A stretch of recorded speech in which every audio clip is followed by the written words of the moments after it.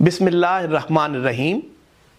آج ہم علی گڑھ انسٹیٹیوٹ آف پولیٹیکل لیڈرشپ کی طرف سے آپ کی خدمت میں حاضر ہیں اور ہمارے ساتھ پاکستان کی ایک بڑی ہی معروف شخصیت جن کو میری نظر میں یہ کہنا بجا ہوگا کہ آئینی ماہر.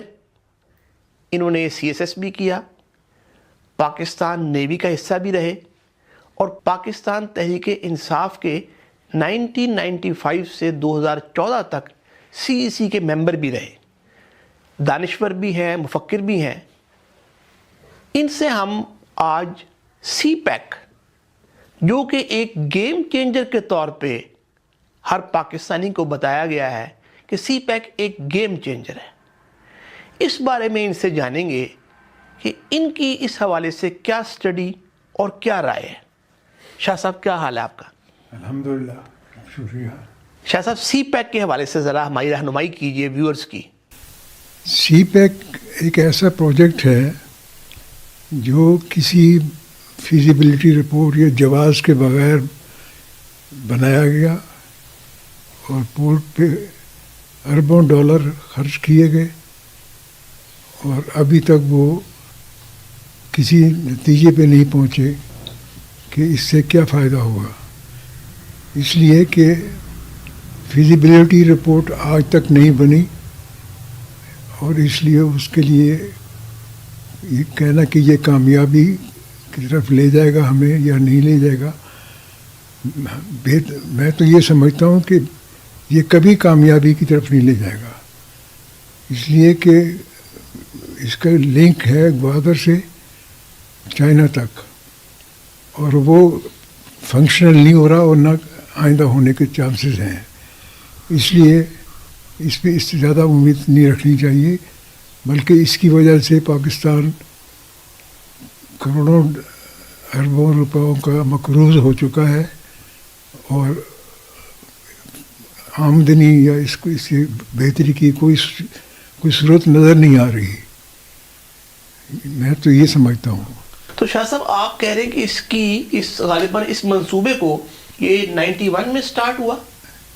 91 میں نواز شریف صاحب وزیر اعظم تھے, یہ وہاں گوادر گئے ایسے دورے پہ, تو ایک جگہ کھڑے وہیں آرڈر کر دیا کہ یہاں پورٹ بننی چاہیے, یہ پوچھے بغیر یا یہ دیکھے بغیر کہ کیا یہ پورٹ فیزیبل ہے یا نہیں, یہ پورٹ چلے گی یا نہیں, کیونکہ گوادر میں نہ ایگریکلچر ہے, نہ انڈسٹری ہے, نہ کامرس ہے, نہ تیل ہے ہمارے پاس. جیسے سامنے کے راستوں کے پاس تیل ہے, وہ اب جیسے جبل علی کی پورٹ ہے دبئی کی, 77 برتھ ہیں ان کی, 77 برتھ ہیں اور بزی رہتے ہیں, اس لیے کہ وہ سامان آ رہا ہے جا رہا ہے.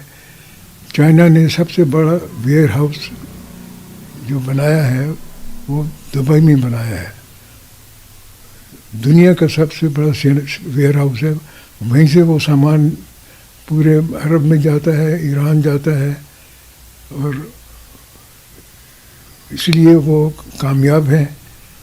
اور ہماری پورٹ جو ہے وہ خالی پڑی ہے, یہ 95 سے کمپلیٹ ہے. 3 برتیں بن چکی تھیں, اس کے باوجود بھی کوئی شپ نہیں جاتا اور نہ جائے گا. تو شاہ صاحب آپ نے اس کی کبھی فیزیبلٹی رپورٹ منگوائی یا چیک کرنا چاہیے؟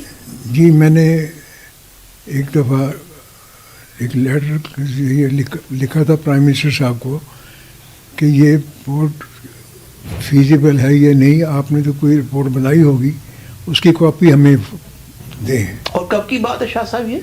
یہ 91 میں یہ گئے تھے, تو میں 94 میں لکھا تھا, 94 کا لیٹر تھا میرا.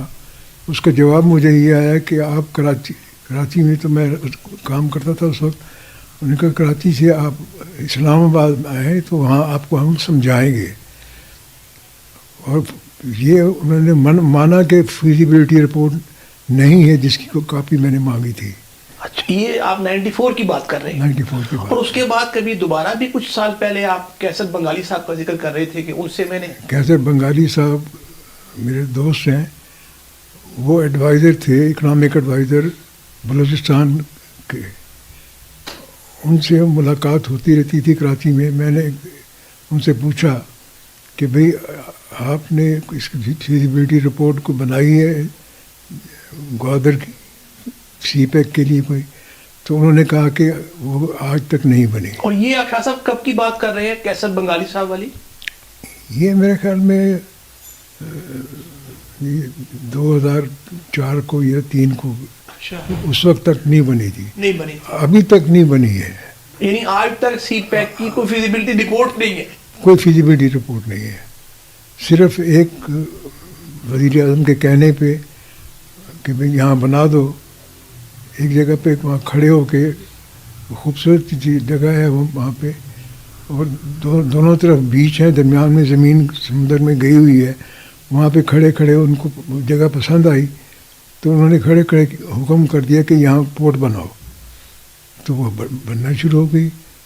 اور میکسم بینک ہے چائنا کا, اس سے لون لے کے, اور بینکوں سے, ورلڈ بینک سے بھی لیا, اور اس پہ پیسے لگائے. اور لوگوں کو یہ تاثر دیا گیا کہ چائنا مفت بنا رہا ہے.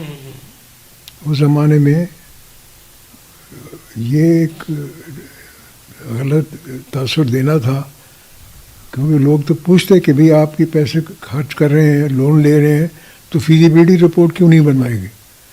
وہ آج تک نہیں بنی. تو شاہ صاحب اس کا مقصد پھر جو لگتا ہے وہ تو کک بیکس ہی ہوا. بالکل یہی لگتا ہے, بالکل. کیونکہ دیکھیں ایک آدمی گھر بناتا ہے اپنا, تو اس کا بھی وہ حساب بناتا ہے کہ کتنا خرچہ ہوگا, کیا ہوگا, ایک فیزیبلٹی بنتی ہے. یہ اتنا بڑا پروجیکٹ جس میں اربوں ڈالر انوالو ہیں, وہ خالی اسی کی میں بات نہیں کر رہا. میں تو بلکہ یہ عمران خان صاحب کے زمانے میں ایک اور ظلم کیا انہوں نے کہ وہاں ایشیا کا سب سے بڑا ایئرپورٹ بنوا دیا گوادر میں. جی جی جی. اور اس میں کوئی جہاز جاتا نہیں وہاں, کیا کرے گا, نہ پیسنجر ہیں اتنے. اور کلیم کیا جا رہا ہے کہ ایشیا کا سب سے بڑا ہے, اس کا رن وے اتنا بڑا ہے اتنا, اور اس میں فورن لون کے علاوہ پاکستانی روپے میں خرچہ جو ہوا وہ تقریباً 70 ارب روپوں کا ہے. ٹھیک. اور شاہ صاحب آپ یہ کہنا ہے کہ بیسیکلی سی پیک گوادر یہ اکنامکلی وائبل نہیں ہے؟ بالکل نہیں ہے. اکنامک سینس نہیں ہے. اکنامک سینس نہیں ہے. صرف یہ سوچ لیا کہ چائنا کو یہ استعمال کرے گا ٹرانس شپمنٹ کے لیے, لیکن چائنا نے اپنی ٹرینیں بنا لی ہیں یورپ کے لیے.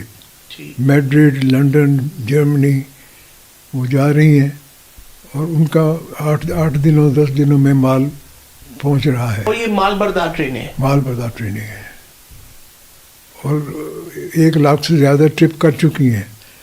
مجھے حیرت ہوتی ہے کہ ہمارے لیڈروں کو یا اکانومسٹ جو ہیں ان کو یہ سمجھ کیوں نہیں آتی کہ یہ ٹرینیں کیوں بنائی ہیں چائنا نے, کس مقصد کے لیے. یہ ساری اورنچی سے وہ سینٹرل پوائنٹ ہے قازقستان کا, یہ اسی راستے سے جاتی ہیں سب ٹرینیں. ساؤتھ چائنا سے سامان میں لدی ہوئی یہ وہاں سے گزر کے یورپ کی طرف جاتی ہیں, اور کچھ ٹرانس شپمنٹ فردر ہوتی ہے یورپ سے, کچھ مال کینیڈا امریکہ کو بھی شپ میں ڈال کر بھیجا جاتا ہے. تو چائنا کو تو ضرورت ہی نہیں ہے گوادر کی. یہ تو بالکل ایک پاکستان پہ ایک بوجھ ہے جو بڑھتا جا رہا ہے, اور اس کا ریٹرن نہیں ہے, کوئی فائدہ نہیں ہے. یہ بہت انفارچونیٹ بات ہے.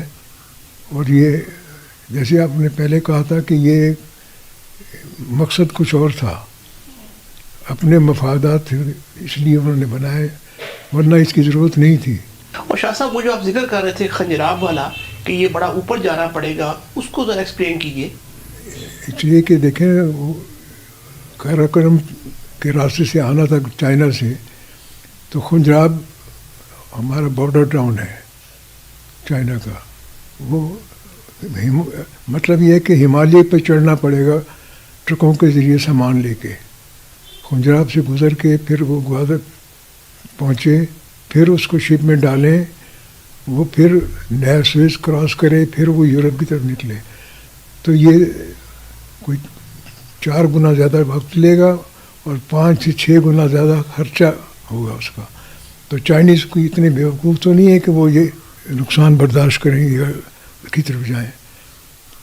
یہ ایک ڈرامہ رچایا گیا, شاید آپ کو یاد ہو, 2011 میں ہمارے راحیل شریف آرمی چیف تھے, ان کو بھی بلایا گیا, اور نواز شریف صاحب اور یہ مولانا فضل الرحمان, تینوں نے ٹیپ کاٹی کہ چائنا سے کوئی انہوں نے منگوائے کنٹینر, وہ لا دے گے شپ پہ, یہ دکھانے کے لیے کہ یہ وائبل ہے.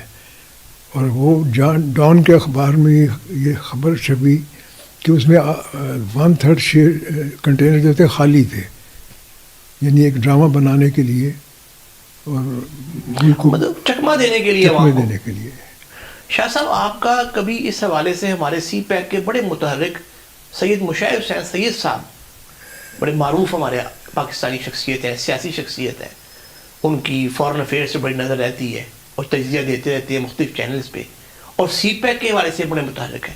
کبھی آپ کا ان کے حوالے سے کوئی انٹریکشن ہوا؟ یہ آج سے 8-10 سال پہلے کی بات ہے, میرے ان سے واقفیت ہے.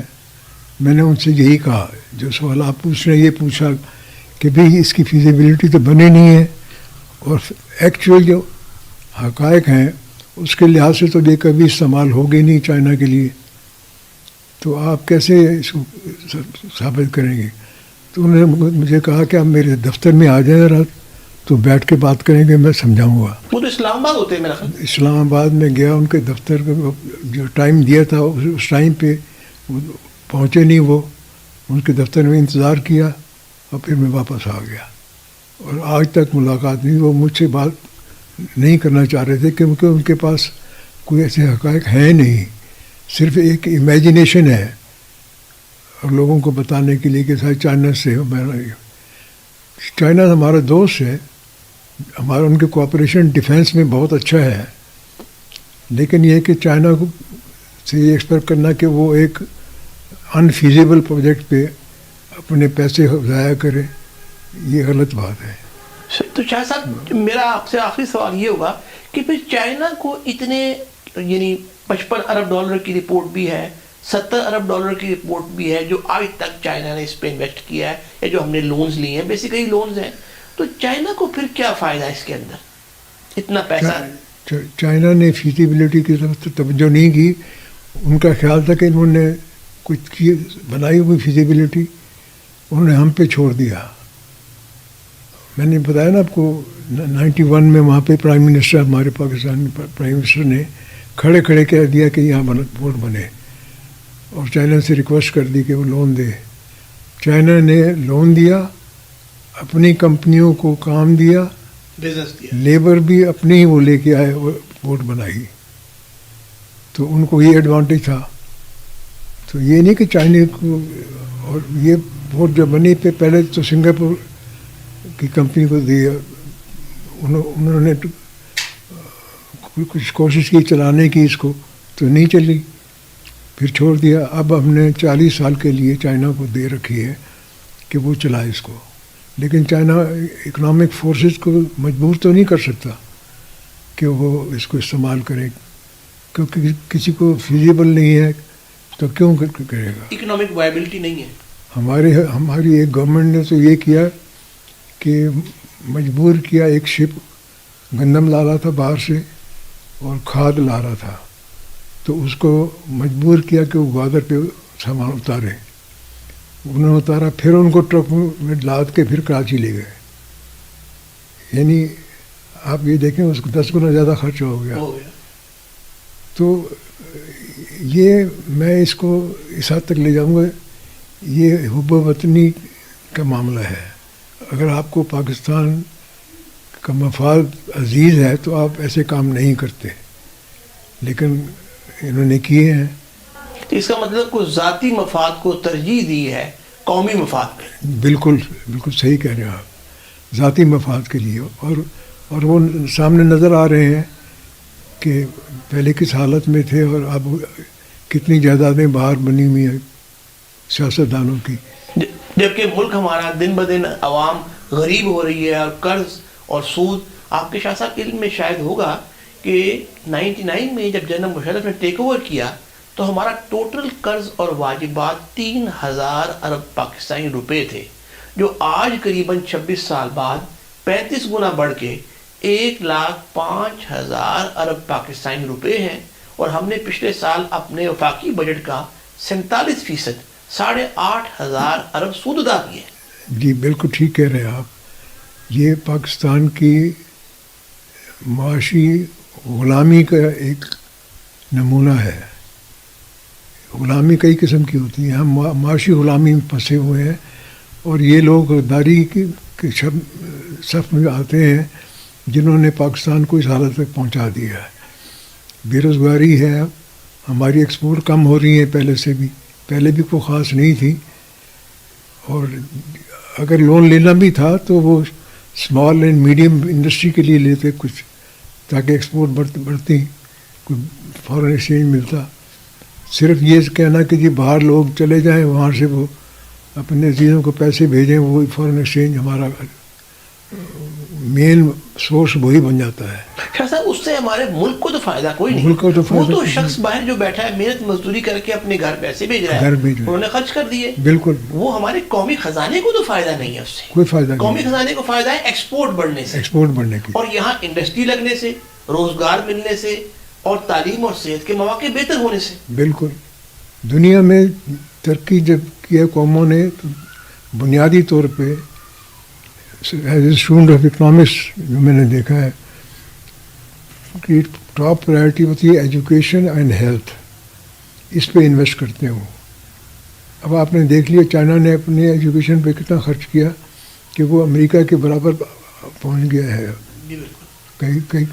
کئی چیزوں میں آگے بڑھ گیا. لہٰذا وہ 80 کروڑ لوگوں کو پچھلے 30-35 سال میں غربت سے نکالا ہے. غربت سے نکالا ہے، بالکل صحیح. اور آج دنیا کی بہت بڑی معیشت ہے، دنیا کی بہت بڑی دفاعی طاقت ہے، جس نے امریکہ کو چیلنج کیا ہوا ہے، اور جس کی عوام کے پاس خوشحالی بھی ہے، امنگیں امیدیں بھی ہیں، خواب بھی ہے، اور حقیقت میں ان کے پاس تعلیم اور صحت جیسے بنیادی ضرورت زندگی یہ ان کو اویلیبل ہے ڈور سٹیپ پہ. بالکل صحیح، ٹھیک کہہ رہے ہیں آپ. تو شاہ صاحب میں اس کے ساتھ ہی آپ کا شکریہ ادا کروں گا. امید ہے ہمارے ویورز کے لیے جو سی پیک کو ایز اے گیم چینجر دکھایا جاتا ہے، بلکہ آنکھوں میں مٹی ڈالی جاتی ہے میں کہوں گا، اور ایک او پی ایم ہے، تو فیروز شاہ گیلانی صاحب کی جو چشم کشا آنکھیں کھولنے والی گفتگو ہے، اس سے آپ کو امید ہے کافی انفارمیشن ملی ہوگی سی پیک کے حوالے سے. شاہ صاحب آپ کچھ ہمارے علی گڑھ انسٹیٹیوٹ آف پولیٹیکل لیڈرشپ کے حوالے سے اگر چند کلمات کہہ سکیں تو میں گریٹفل ہوں گا. میں آپ کا شکر گزار ہوں کہ آپ نے مجھے موقع دیا. میں نے اپنی جو سوچ تھی، جو علم حاصل کیا، وہ میں نے آپ کے سامنے، قوم کے سامنے پیش کیا. اور یہ ایک اچھا انسٹیٹیوٹ ہے اور بہت اچھا کام کر رہے ہیں آپ. اویئرنیس کا، وہ جیسے جیفرسن نے کہا تھا کہ ایک قوم کہے کہ وہ جاہل رہے اور آزاد بھی رہے تو یہ ممکن نہ پہلے تھا نہ ہوگا. تو اس لیے اویئرنیس کو پھیلانے کے لیے یہ بہت اچھا انسٹیٹیوٹ ہے آپ کا. ماشاء اللہ، آپ کو میں مبارک بھی پیش کرتا ہوں اس کے لیے. بہت شکریہ.